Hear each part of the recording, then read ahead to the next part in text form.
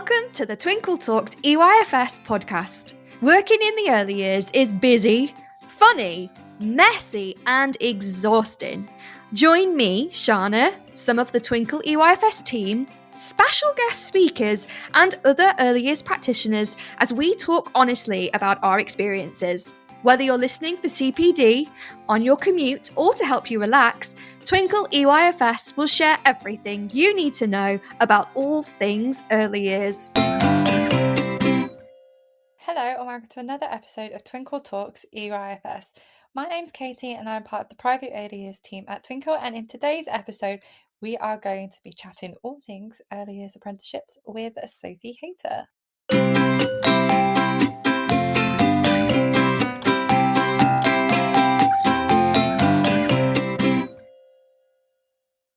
Today's episode, we're celebrating Apprentices for National Apprentice Week, and who better to have on the podcast to tell us all about how to support apprentices than Sophie herself, who has all of the knowledge. And if you haven't seen her online sharing her fountains of knowledge, you're missing out. So Sophie, please tell us about you. Thank you for the lovely introduction, Katie. Okay, so I'm Sophie. I have worked in early years for 35 years. That started with my NNEB training, which I did straight from school at 16. So I'll let you do the maths on how old I am. So I did my NNEB at college after being inspired as a child by Mary Poppins and The Sound of Music. So thank you, Julie Andrews. Yeah, thank you, Julie Andrews. And did my NNEB and worked in various roles within the sector, including being a nursery manager. And then after about 14 years, I decided to retrain as what back then was called an NVQ assessor. So we don't have NVQs anymore, but that's what they were called at the time. Although some people still call them NVQs, they're not.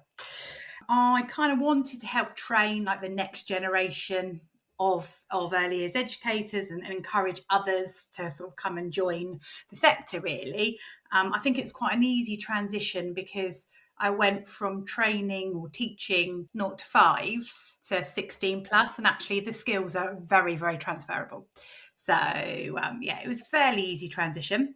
And then I spent the next 20 years working to start within in a college where I'd actually started with my NNEB, working alongside. What a full circle. Yeah, and I actually worked in an office with my old tutors as well, which was just, it was amazing. Although they always used to say, don't tell the students that I taught you as well. They might guess my age. So that was lovely. And then I left the college and I worked with a couple of private training providers. So that's when things moved more into sort of the apprenticeship world, if you like, rather than what was the old NVQ diplomas. And I worked my way up to a quality manager of a large national provider. And when I got to that role, I kind of realised I wasn't doing anything to do with early years anymore. I was overseeing the quality process over multiple sectors. And I just got to the point where I was missing it.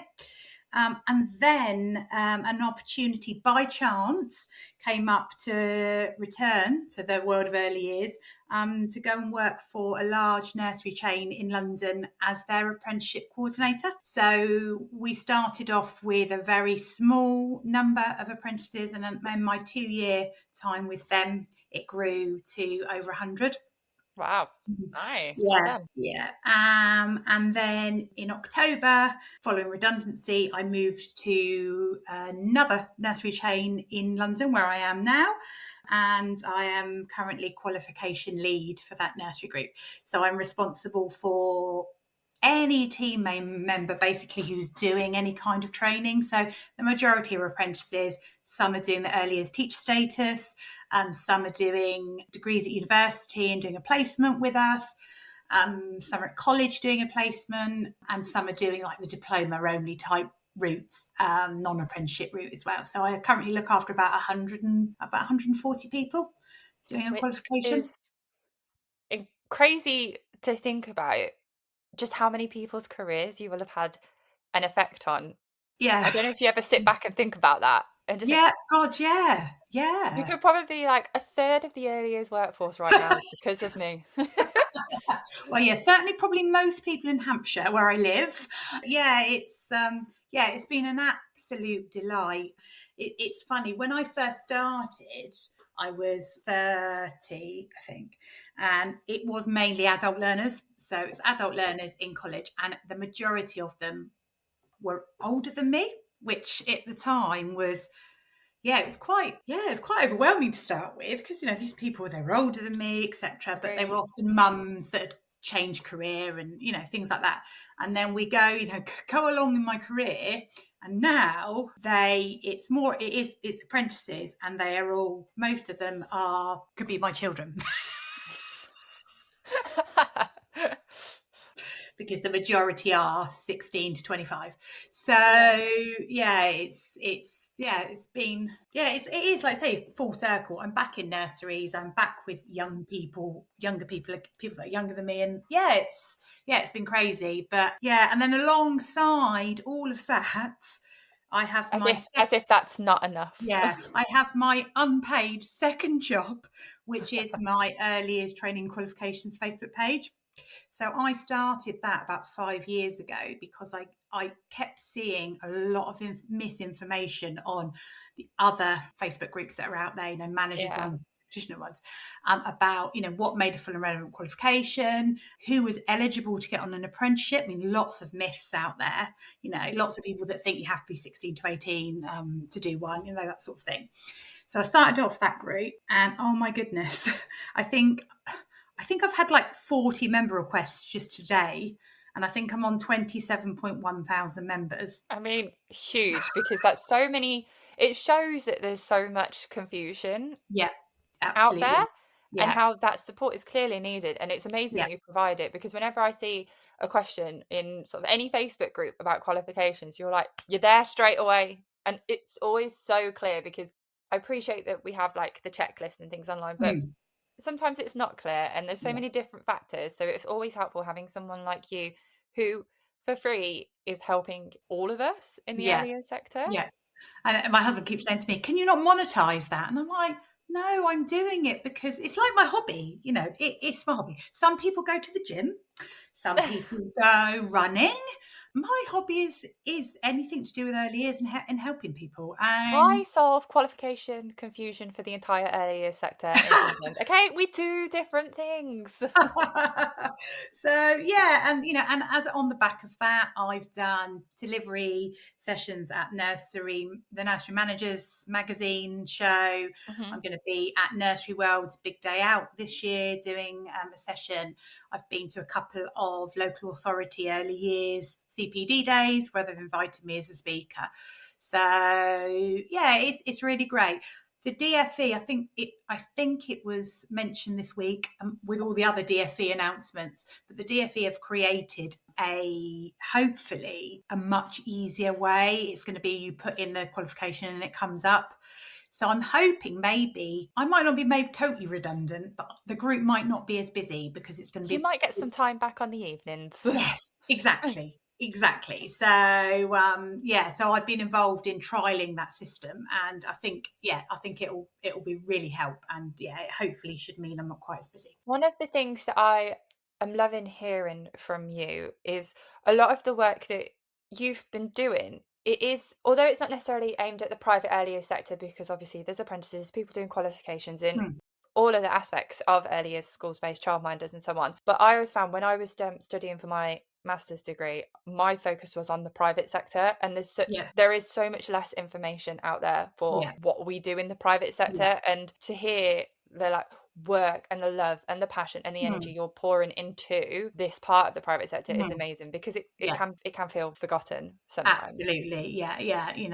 There's often the focus, isn't there, on schools and school-based nurseries. That you're absolutely right, and there are so many different types of early years settings as well. You have your massive great chains, small chains, your single sites, your pack away preschools and church halls, charity run settings. But at the end of the day, the ethos of all of them is the same. Everybody wants to support the best outcomes for children and in the early years.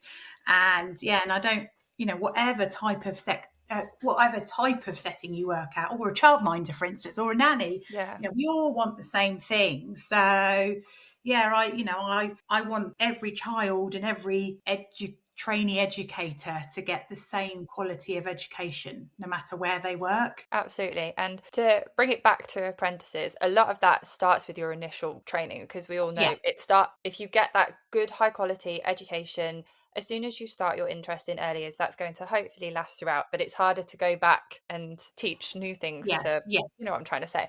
yeah, So apprentices in this perspective are so important, especially as we know with the recruitment crisis that's been going on. And obviously the government, as part of their recruitment campaign, even put a huge emphasis on apprentices yeah, themselves, because they are the future. Feels a yeah. bit cheesy to say, but it's the next generation of early Yeah, years. it And so is. it's, yeah. And I think the majority of people now who are joining the sector are going via the apprentice route. I mean, I don't know exact figures, but I'm pretty sure there's more work-based apprentices out there than early years learners in colleges. I think. I mean, don't quote me, but I believe that's the case. I can't tell you where I got it from, but as part of my studying, I can confirm that. I just Right. can't tell you Okay. the source right now because my Yeah. dissertation was a couple of years ago. Yeah, I thought that would probably be the case Mhm. because, this generation in particular, a lot of them want to earn a salary, and they want to just be there and learn on the job and get the money rather than be stuck back in college, which isn't hugely different to school, and not earn a wage. So yeah, there's apprentices are definitely the largest group of entrants. So I'd love to get your thoughts on how you think the landscape for early years apprentices has changed over the past few years, or you can Yeah. go back since you started like sort of Yeah. working with apprentices. I'd love to get your thoughts on that. Yeah, I think so. When I first started training 20 years ago, we did have apprenticeships, but I would say it was the other way before. So apprentices were a smaller group of trainees, if you like, and more people then went to college. They either went to college at 16 and did a full-time early years childcare course, or like I said at the beginning, they were adults that maybe went part-time, and it was very much diplomas.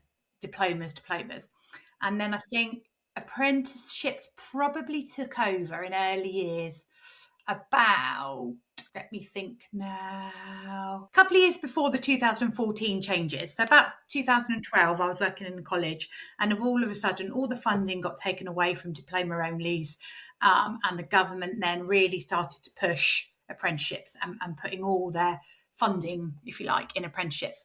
The old apprenticeship framework was very different to what we see now in the standard. Obviously, there was no endpoint assessment back then. It was all their diploma and functional skills. And it was functional skills, maths, English, and ICT, which was a massive, massive barrier. I mean, the amount of apprentices I used to support who just were held back by the functional skills ICT test, even Yeah, I more can than maths. imagine. I mean, maths has always been a difficult one, but ICT was even harder. So yeah, so they were continually assessed by their assessor, and with the support of the people, their manager, their room manager, etc., contributing via witness testimonies and things. So yeah, they got signed off, and then they got their qualification. Then in 2000, and I think where I was working at the time, about 2017, 18, the government moved all the apprenticeship frameworks over to standards, kind of one by one, sector by sector.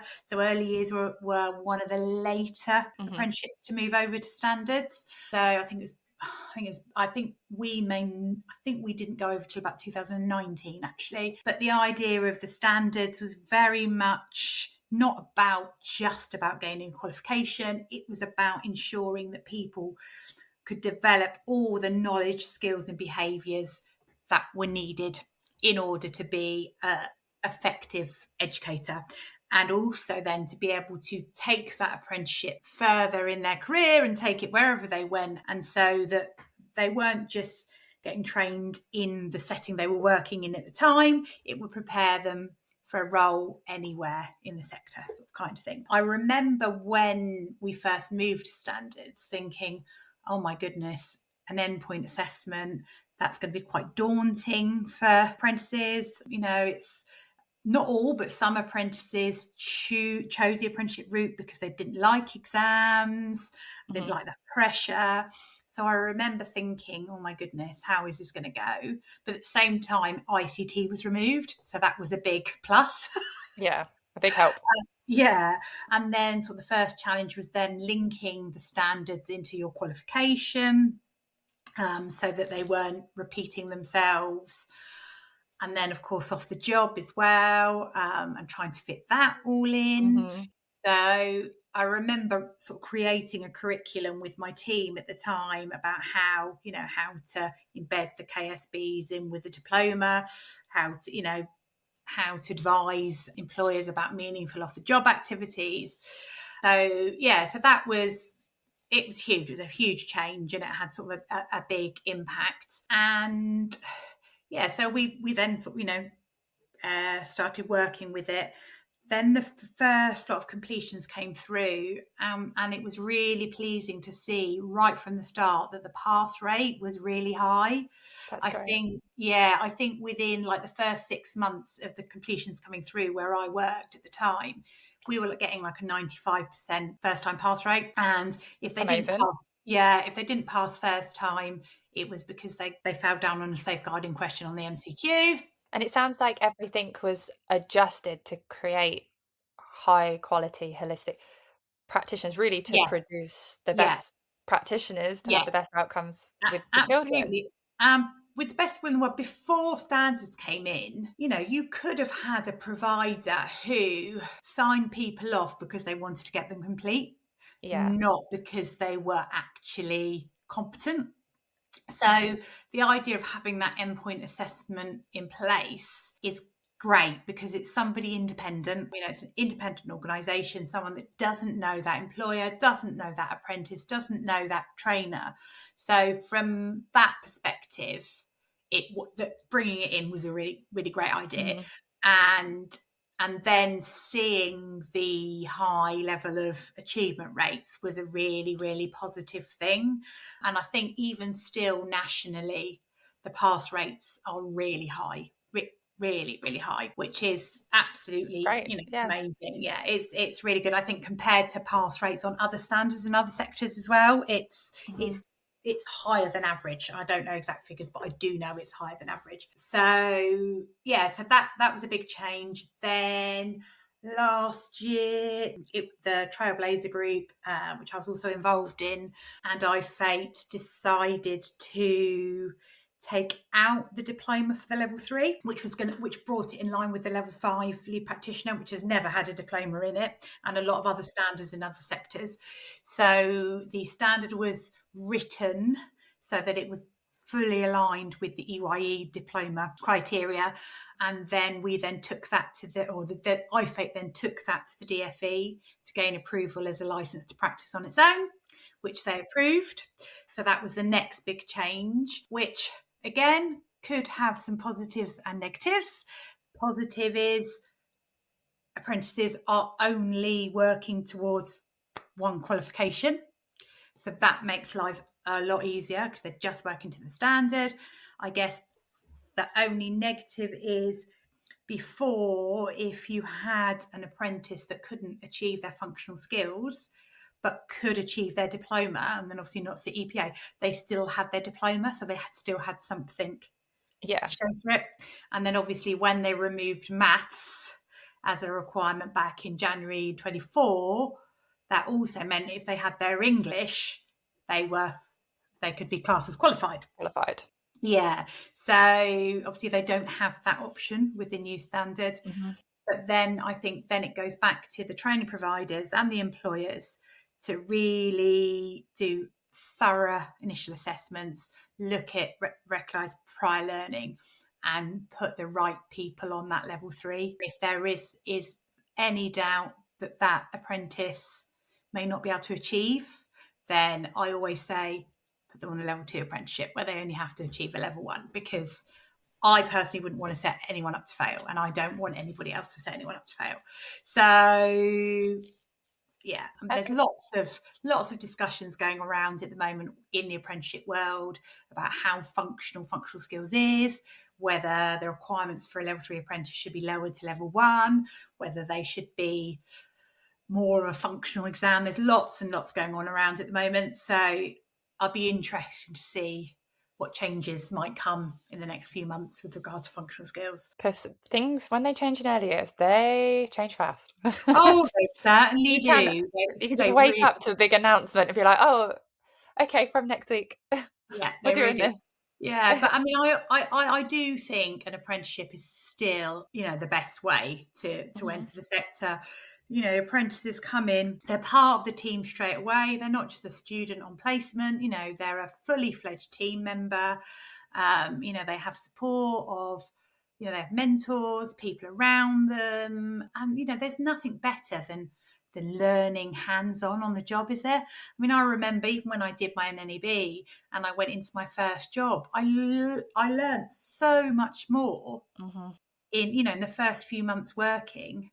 Absolutely. It's important to learn about theorists, but actually if you're not able to put that, like if you can't apply that pretty quickly Mm. after learning about it, the knowledge becomes sort of Yeah, redundant in your head and it of disappears. course. And you need to be Absolutely. able to apply what you're learning Yeah, immediately, really, for yeah, it to be useful.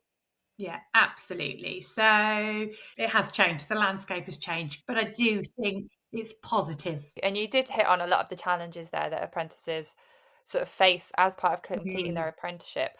But one, as you mentioned, that comes up a lot, and I personally see it all the time, is looking at off the job training. And it could be Yeah, so difficult as an apprentice yourself, finding that balance of actually doing your, is it 16 plus hours a week, potentially yeah, up to yeah, 40 to 50, depending what yeah, you're comfortable doing, and any studying, yeah, and your endpoint assessment preparation, yeah, and your after job training, which admittedly we all know should be included in those yeah, working hours, which yeah, is such a yeah, subject.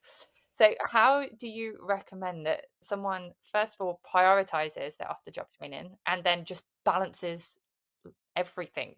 yeah. I think first there needs to be a clearer understanding of what off the job is. I think it's a bit of an unfortunate term because the issue that you then have is apprentices are convinced that they can only do off the job training away from the room, away from the children, in an office behind a computer. Absolutely. It sounds like it's off work, doesn't it? So Yes, you imagine that's it outside of yes. the setting in your bedroom or out and about. Exactly. And it's just not. I think if they were to be called learning hours or off and on job learning, it would help. Yeah. So, in actual fact, off the job is any activity where that apprentice is developing the knowledge, skills, and behaviours within that standard. So yes, it could be in the office behind a laptop doing research on theorists or research into law and legislation for safeguarding. It could be, online training, time with your assessor, but it can also be working in different age groups. You're not your normal room. It can be supporting SEND children and shadowing the Senko.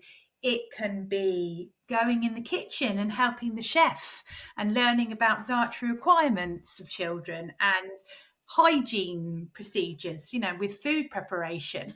It could be planning the time you take to plan and implement an activity for the first time.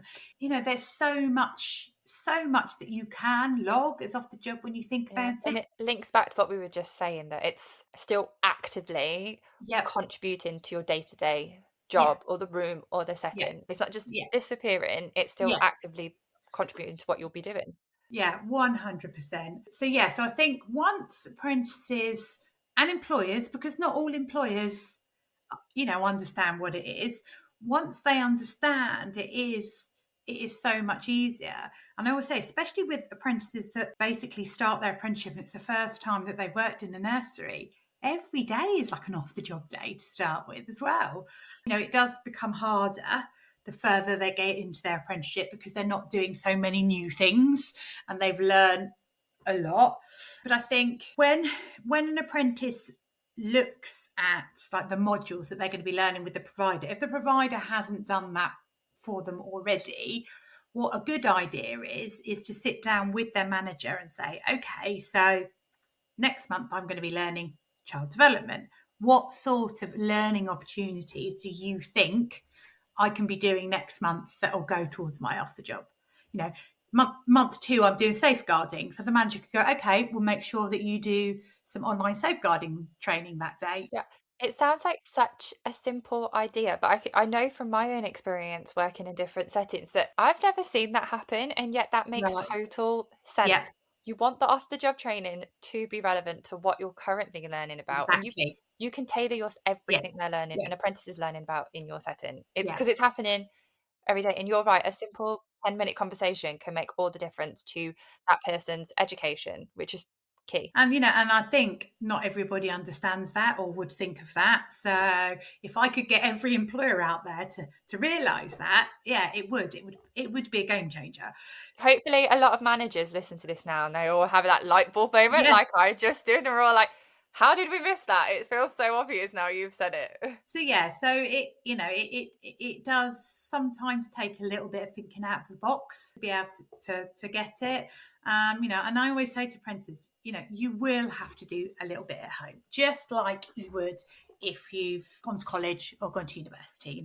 The fact is you do all that learning at work, and you might well have to go home and write up a bit of an assignment. Especially if you want to be someone like yourself in the future, Yeah, it's like super accomplished, yeah, really passionate and in depth. It does require, yeah, there's time involved in that. It yeah. becomes, it's like 10,000 hours to become a master. And let's call you a master of early years, Sophie. That's a lot of study time. And some of that's going to have to be outside of, Yeah. 8 till Yeah. 6. Yeah, and taking that ownership of your qualification as well. It's I would say to apprentices, when you get your level 2 or your level 3, and if you leave, you're not going to take it with you. No, sorry, you are going to take it with you. You You're are not going to leave. Yeah, so you're not going to leave it with us. It's Yeah. your qualification, and whilst it is hard to juggle everything, I've been there. I did a level 5 qualification while bringing up 3 small children and working.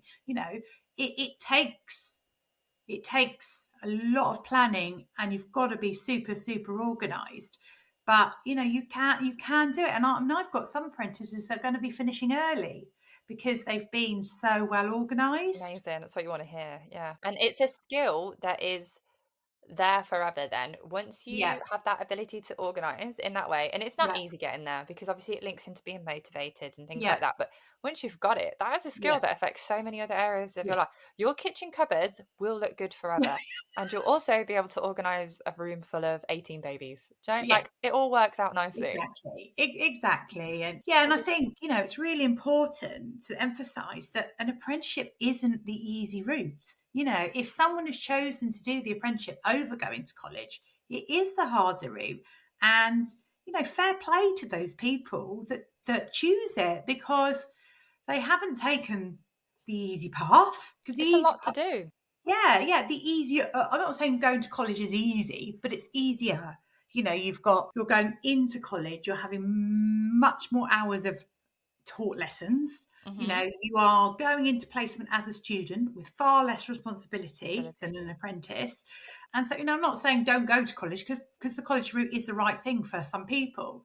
But, those that have chosen the apprenticeship route, they have chosen I think, the harder route. So just choosing it is great in itself. But, the sense of achievement that an apprentice has when they have completed is amazing. And the amount of, really happy apprentices that I've been able to support, and seeing their faces when they've got their endpoint assessment results, or, they've got their certificate and their salary's gone up. And in quite a lot of cases, I've had apprentices that are actually being promoted to room manager as soon as their apprenticeship has been completed. Love to hear that. It's Having such a amazing, huge isn't it? impact during your apprenticeship that as Yeah, soon as it's over, they're like, yeah, "We want you, and we want you leading in this yeah, nursery because your practice yeah. is amazing." Yeah. Amazing. So yeah, that's been particularly special for me when that's happened. I'm sure this is probably one of the things you get asked about all the time. I see Mhm. it all the time online, and when you're working directly with apprentices, I'm sure it's one of their biggest, let's say it, fears is Yeah, the endpoint assessment. So I'd yeah, love to hear your thoughts on how an apprentice can prepare for that and the yeah. different aspects of it in the best way possible. So I think in terms of the professional discussion, they should, if their assessor trainer's not doing it already, they should be choosing for some modules to be doing like mini professional discussions throughout their program. So rather than do all written assignments, there should always be a balance of assessment methods anyway.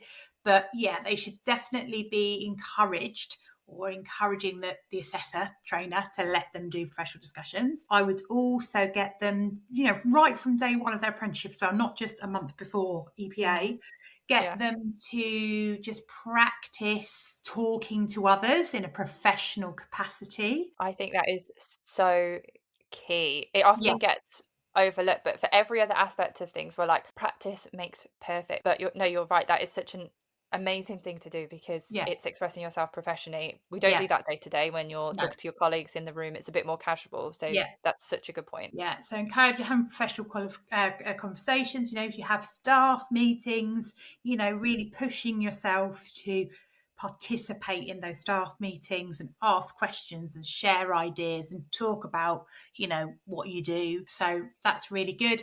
Even just going home with your mum, your dad, partner, asking them to practice with you, just talking and getting used to that, and because some people aren't confident about talking and they're really scared. So just doing anything that's going to build your confidence in talking about in a professional manner about those subjects that you're learning. So that's really, really important. Obviously, the second part of the endpoint assessment will depend now on what level of apprenticeship you're doing and when you started. So if you're currently a level 2 apprentice, or you're a level 3 apprentice who started before April last year, the second assessment method will be the multiple choice. And the best way I can advise to prepare for that multiple choice really is to read your evidence and read through all the things you wrote about. So all about your research into law and legislation in safeguarding abuse types, your health and safety legislation, all of that knowledge you learn through those assignments that you've written, or those professional discussions. Revise those, because that's what the multiple choice exam covers. It covers the knowledge that you've learned. So what they've told you to learn, it's going to be there in the test. Exactly. So, and with the test itself, hopefully they would have had a mock test provided by their training provider. But in the tests themselves, I always say, read the answers carefully. There'll probably be a couple of answers that aren't correct, and there'll be one that's the right answer and one that's similar to the right answer. So again, read them again, then answer it. But don't take too long, because then you overthink it. And that's such a good point. Yeah. So don't be too quick, but don't be too long. Don't overthink it. If the answer seems obvious, that is probably the answer. At the end of the day, the multiple choice exam is not there to catch someone out. It's there to make sure that they've got that knowledge. Having said that, luckily, I think again is a good thing, when the standard changed last year, as well as taking out the diploma, the multiple choice exam was removed and has been replaced by an observational practice. Now, I think this was the best thing that the Trailblazer Group, I think, could have done. We all know that most apprentices shine best in practice. Absolutely. With the children, doing what they love. So, in terms of preparing for that side of EPA, you're going to be practicing and preparing throughout your constantly. Yeah, and you will be observed by your onboard assessor trainer during your apprenticeship, but you'll also be observed from your room manager, colleagues, managers. It's observations of practice isn't just about apprentices, is it? It's a requirement within the UFS, to monitor your staff, check they know what they're doing. So from that point of view, I think apprentices will naturally prepare for that observation. Yeah, I agree. And so we'll get our first lot of apprentices coming through with that endpoint assessment, I guess, sort of from May, June this year. And I'm really, really excited to see how they get on, because I really do think they flourish. And I think even though the current EPA achievement rates are high, I think they're going to be even higher with the observation and practice. I really do. And it's really the most reliable method of Yes, of seeing course how it good is. we are at the job. It's Yeah, a bit confusing that it's not been there before, but yeah, you can see exactly how someone is. yeah, Account for nerves, because it's yeah, never fun being observed, but yeah, it's really the strongest yeah, method of seeing how good someone actually is yeah. at interacting And with it's the funny children, because planning. it's always been in the teaching assistant standard. Hmm. And it's always been in the level 5 early years practitioner standard. It was just the Listen, EY level 2 and 3 that had the exam. So yeah, so it's already out the level 3, and I don't think I'm breaking any anything I should do, because I'm pretty sure it's already been announced. The new level 2 standard is going through its final approval process. I'm sure it's available to look at the moment, but the level 2 standard is going to be the same, basically. So the level 2 standard, the next version of the level 2 standard that comes out this year, will also be an observation and practice. and it makes sense that we have that consistent approach between the Yes, different all levels levels. of apprenticeship, for sure. Yeah, absolutely. So yeah, so that's good news all round, I think. And there was so many tips there. So if you're an apprentice and you're listening, you might want to rewind a few minutes, get your notebook out, or jot it down so you've got them for when it's time for you. And then finally, probably a really important question, I think, to ask for any managers or room Yeah. leaders or anyone in a leadership position within a setting. How can workplaces support their apprentices better moving forward? So I think the room managers, first of all, need to take an interest in what the apprentice is learning. They should take the time to look at the apprenticeship standard, to familiarise themselves with all the knowledge, skills and behaviours that apprentice needs to achieve by their endpoint assessment. Because if they don't know what they are, how are they then supposed to support that Support apprentice? it. Great So point. yeah, so in my role, I make sure that all my managers know what's in that standard, what that And assessment again, plan. that's another light bulb moment because Yeah. I've seen that disconnect, or it's kind of like, it's their apprenticeship, that's not it's not my Mm. direct responsibility as a manager because they've got their training provider or they've got Yeah, sort of like a mentor within the setting. But actually, yeah. you're right, we should all be working to support those, and it has a huge Everybody, impact. everybody Yeah, that apprentice works with, not just the yeah. manager, not just the room manager, Fellow everybody, practitioners, yeah. yeah, should have sight of the list of knowledge, skills, and behaviours that apprentice has got to achieve. So that will be my first thing.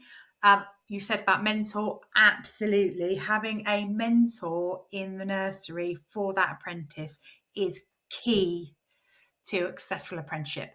And sometimes I've seen the mentor is the nursery manager or the deputy. Not sometimes that's what that apprentice needs, but Okay, I think most of the time the mentor should be there, either their room manager, because that's the person that they're working with closely. most, Yeah, yeah, or at least somebody else in the room that is experienced and is a good role model, or somebody perhaps has done the apprenticeship themselves a few years previously and understands what they're going through. So definitely, yeah, a mentor, someone that they can go to, that they feel comfortable going to and sharing their concerns, their worries, what they need to do. yeah, you're absolutely right. It's the emotional aspect as well, which is Yes, yes, sometimes hard to confide in a yeah, manager. Like, even if you have yes, a great relationship with your yes, manager, you're always super aware that it's your manager. So exactly. that's a really interesting thing to say. Exactly. So yeah, so somebody that's not your manager is good. Or even if you had your manager as your mentor with a colleague as your second mentor. Yeah, Something like that. So it's really, really important. It's also really important that whoever is going to be that apprentice mentor has had training themselves, some kind of mentor training. So, again, working for a nursery group, we've been really fortunate that we have our own internal learning and development team, and so we've created mentor training for our mentors. If it's not a nursery group, it's a single site, etc., that doesn't have that, there's lots of external mentor CPD training out there that those mentors could do. So they definitely need training. You need to have an awareness over what the apprentice is learning.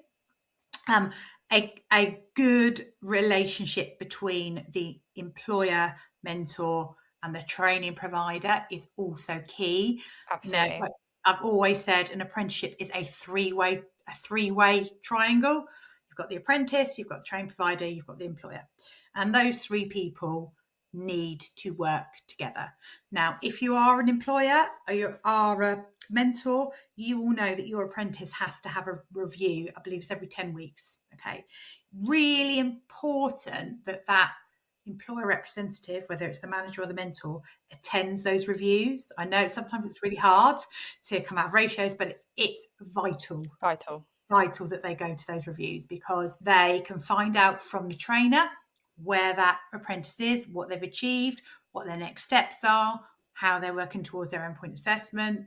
The employer can then share their perspective with the training provider. The apprentice can see that the two of them are working together, so that's going to motivate them. So yeah, absolutely key. You see it. I've seen it before where managers do not attend the reviews. That apprentice will not progress like as they should be, and they will be the apprentices that are falling behind because their manager's not attending the review. They probably don't feel as supported. They haven't got that manager going, wow, at your review you were set XYZ, have you done it? So yeah, it's Extra not bit of good enough. accountability and support. It's not good enough to read the review afterwards and then sign it. A manager mentor should actively take part in that. involved. Yes, exactly.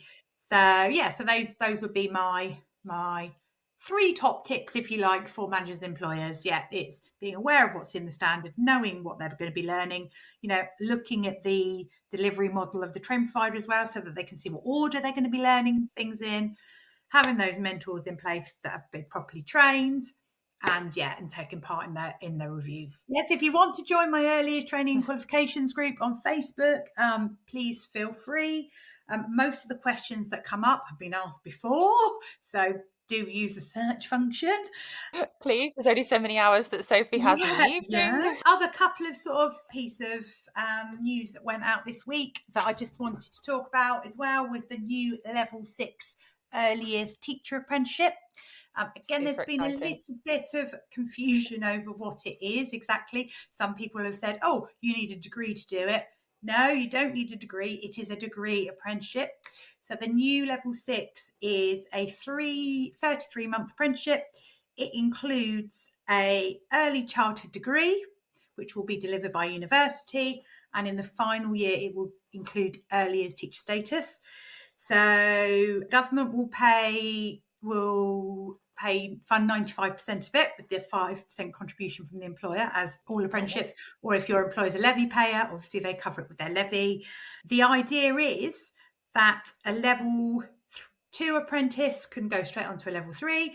The level 3 apprentice then will have the choice of doing the level 5 when they move on, or going into the new level 6 and becoming an early years teacher. So it's a really, really, really exciting move, I think, from the DfE.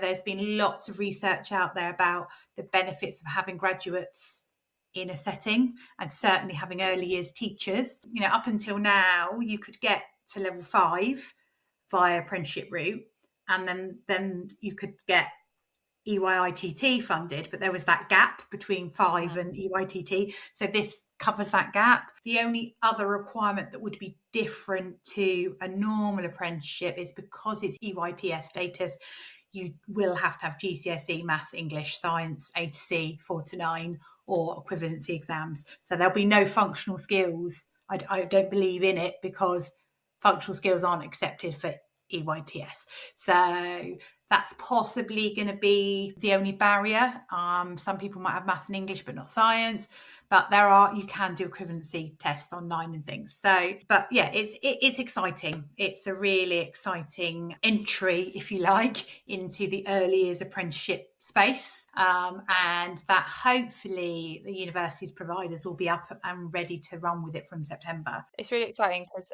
a lot of my research at uni was all about sort of this professionalization of the early years, and how that doesn't necessarily mean having to go to uni, having to be sort of like become a qualified teacher and work in a school. Early years practitioners are professionals, and Yes. that's really you can see that being sort of put into place now with all these different apprenticeships, with all these different qualification routes. So it's amazing to see. I'm really, really, really excited about that. If there's anyone out there who is looking for an apprenticeship and they are London based, please take a look at Kido Schools jobs page. Our vacancies are quite small at the moment because we have filled most of them, because we're a top 100 apprenticeship employer. Because just listening to you, the program is amazing quality. So apply if you can. Exactly. But, we have lots of apprentices who will be qualifying in the next 3 or 4 months. So there will be more vacancies. We're also a growing group. So anybody, it's London based. Fortunately, we're not yet national, but have a look. We pay a really competitive salary as well. We don't pay apprenticeship wage. Amazing. Well, thank you so much for your time today, Sophie. And thank you so much for sharing all this information. I feel like whether you're a new apprentice, someone who's been an apprentice for a few months, a manager, a practitioner, I feel like every job role in a nursery is going to be getting some use out of this episode today. So thank you so much for your time. No worries. It's been a pleasure. Thank you for asking me.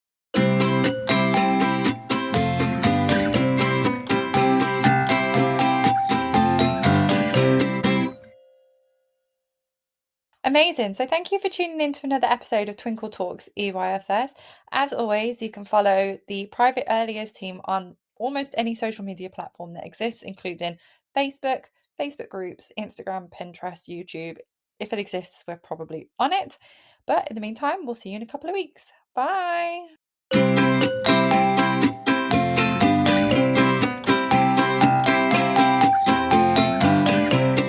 So that's it for today's episode. I hope you really enjoyed it.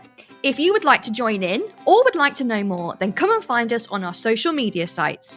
We have a Facebook page, Facebook groups, an Instagram, TikTok, Twitter, Pinterest, and YouTube. All the links of where to find us will be in our podcast description. Come and join the conversation. And whatever you're doing today, I hope you have a great day.